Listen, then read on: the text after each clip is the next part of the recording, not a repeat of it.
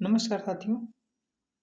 इसके पहले हमने अभिवृत्ति यानी एटीट्यूड के बारे में क्या है, संरचना क्या है, सामंजस्य और तनावपूर्ण स्थिति के बारे में समझते हुए लास्ट में एग्जाम्पल लिया था कि दो महिला थी।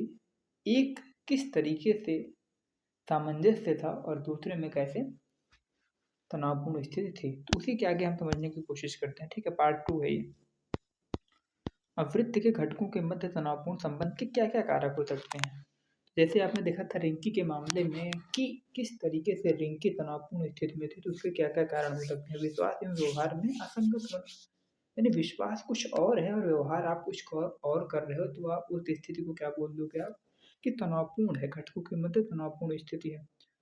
व्यक्तिगत विश्वास एवं सामाजिक विश्वास में अंतराल होने पर ये घटनाएं घटती हैं।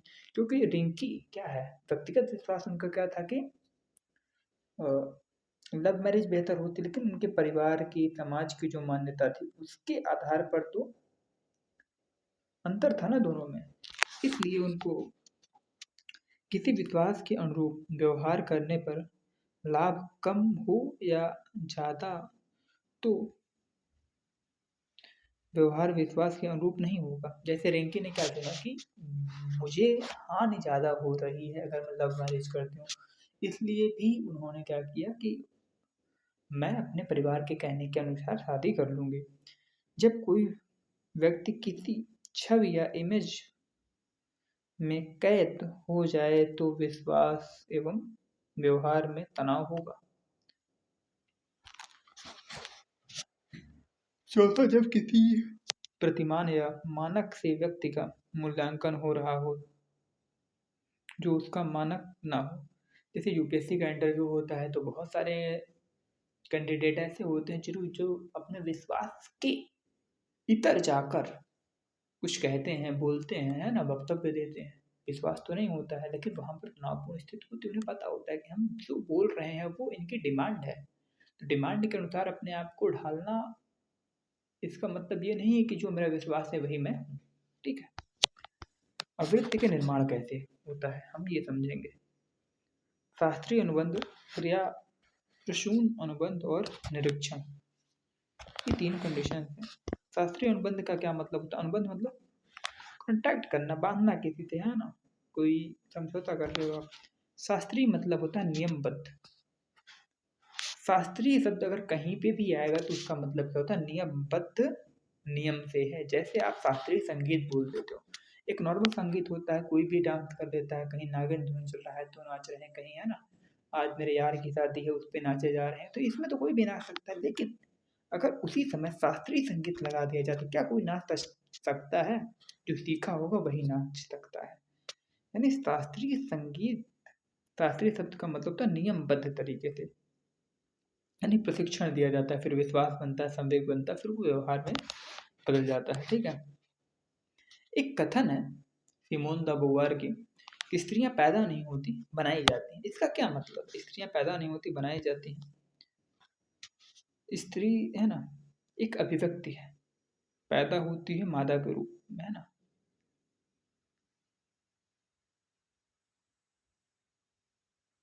प्रशिक्षण दिया जाता है पितृसत्तात्मक, है ना, के नियम से, और वो 15-16 साल वर्ष की प्रशिक्षण के बाद एक स्त्री बन जाती है।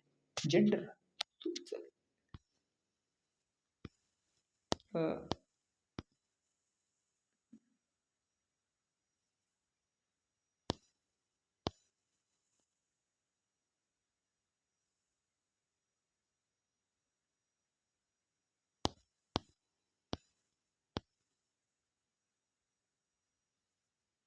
ठीक है। तो क्रिया प्रसूत अनुबंध क्या होता है, इसको हम समझने। एक सकारात्मक सुदृढ़ीकरण और दूसरा नकारात्मक सुदृढ़ीकरण। किसी क्रिया या व्यवहार के प्रति सकारात्मक अभिवृत्ति निर्माण के लिए लाभ या पुरस्कार इत्यादि को जोड़कर अभिवृत्ति बनाना। मतलब एक एटीट्यूड आपको बनाना है, कोई अच्छा एटीट्यूड हो सकता है, कुछ भी हो सकता है।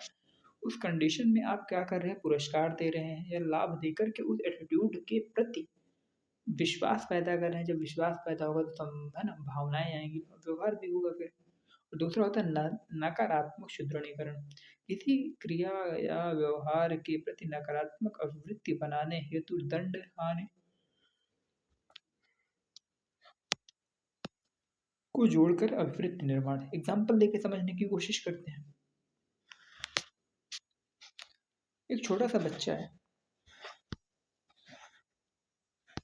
ठीक है, एक छोटा सा बच्चा है ए। इसकी आदत ये बन गई है, अभी 4-5 साल का है ये, जब किसी भी लड़की को छोटी देखता है तो उसके बाल खींच लेता है।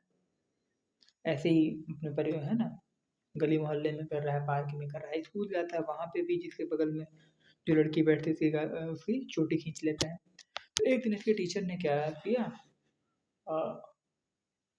उन्होंने इसकी डायरी में प्रॉपर लिख दिया कि ये बहुत उद्दंड लड़का है, बैड बिहेवियर।